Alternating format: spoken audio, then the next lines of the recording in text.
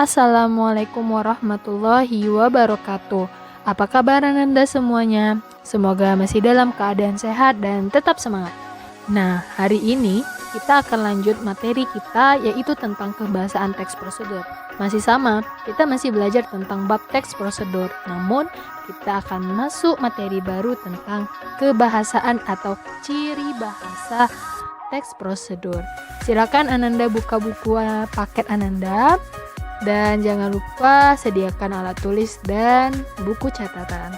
Baik, kita mulai dari tujuan pembelajaran kita pada hari ini. Nah, di tujuan pembelajaran ini diharapkan nanti setelah kita mempelajari ini, Ananda mampu mengidentifikasi teks prosedur tentang cara melakukan sesuatu dan membuat, menelaah struktur dan aspek kebahasaannya, menyimpulkan isi teks, dan dapat menyajikan data, membuat cenderamata ataupun hal-hal apapun yang menuntut Ananda untuk mampu membuat sebuah kreasi dari teks prosedur, apakah itu membuat ataupun melakukan sesuatu. Nah, itu tujuannya. Kemarin kita sudah belajar tentang strukturnya kan? Masih ingat Ananda dengan materi kita sebelumnya?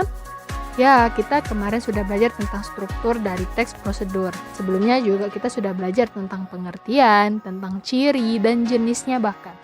Nah, untuk strukturnya ada yang pertama tujuan, yang kedua bahan dan alat, yang ketiga langkah-langkah, dan terakhir adalah penutup.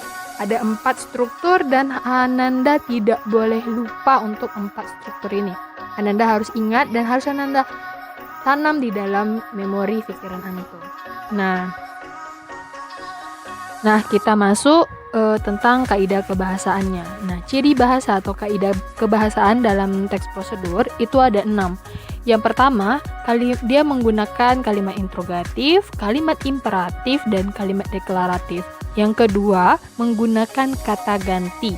Yang ketiga, menggunakan verba.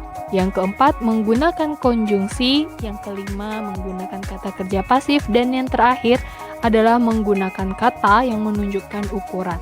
Nah, jadi ke-6 kaidah kebahasaan ini akan kita bahas satu per satu ya. Jadi antum tidak paham, pasti akan paham. Nah, yang pertama kita masuk tentang kalimat interrogatif, imperatif, dan deklaratif. Kalimat interrogatif disebut juga dengan kalimat pertanyaan. Nah, biasanya kalimat pertanyaan ini terdapat di bagian tujuan. Contoh, apakah Ananda setuju bahwa salah satu warisan nenek moyang kita adalah kuliner? Itu adalah bentuknya. Yang kedua adalah kalimat imperatif. Nah, kalimat imperatif ini sama dengan kalimat perintah. Nah, yang mana kalimat perintah itu contohnya kayak kemarin. Haluskan tape singkong. Haluskan itu adalah kalimat perintah. Terakhir kalimat deklaratif. Kalau deklaratif itu adalah bentuk kalimat seperti biasa yang hanya ditandai dengan tanda titik di akhirnya. Nah, yang kedua adalah menggunakan kata ganti atau dalam bahasa Indonesia itu adalah pronomina. Kata ganti berkaitan dengan partisipan yang digunakan pada teks prosedur. Nah, partisipan di sini adalah orang yang terlibat di dalam teks tersebut gitu. Orang yang ditujukan kepada siapa? Nah, itu dia. Terkadang penulis menggunakan kata Anda, kamu, kita, atau kata ganti lainnya yang menunjukkan kepada pembaca, atau kata ganti yang sering digunakan adalah kata ganti orang kedua. Ya. Oke.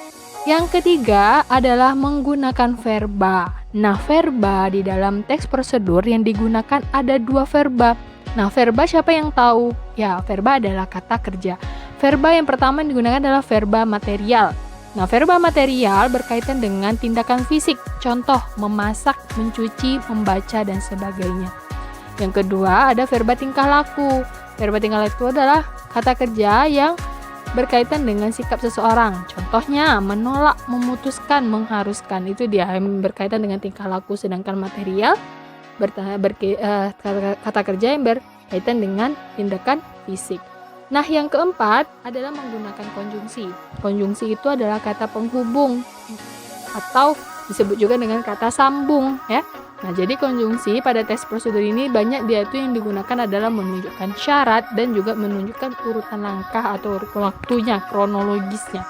Kebanyakan kata penghubung yang digunakan adalah kemudian, lalu setelah itu, sebelum, jika, dan seandainya.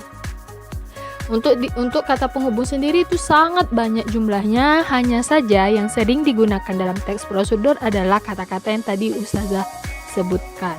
Nah, selanjutnya yang kelima adalah kata kerja pasif. Kata kerja pasif lawannya adalah kata kerja aktif. Apa itu kata kerja pasif? Kata kerja pasif adalah kata kerja yang menggunakan verba atau kata kerja berawalan di. Contoh, dipukul, dilempar, dicuci, dimakan.